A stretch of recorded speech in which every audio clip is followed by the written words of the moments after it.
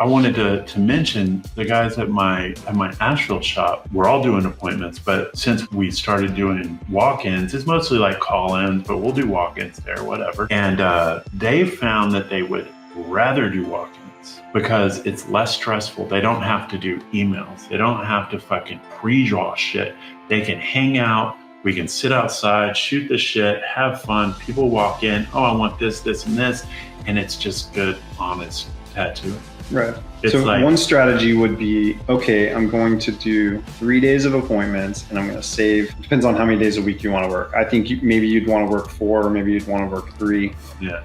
And just, make it all happen and make all of your money in those few days. But maybe that's the way to kind of like test the waters and say, okay, I'm gonna book out 3 months, 3 days a week. I'm gonna use those other days as sort of flex days, maybe walk-ins. I'm gonna think strategically about what days would be the walk-in days. I'm gonna use that extra time to prepare some pre-drawn designs that I want to do that are gonna let me push my vision as a tattooer forward. Because if you're spending too many days doing the tattoo that the customer wanted and it's not close enough to what you feel inspired to do, then you're going to be struggling with the feeling that you kind of messed up, that you agreed to take on too many projects that weren't in your wheelhouse, that weren't what you wanted to do. So the way to get around that obviously is to spend the time designing.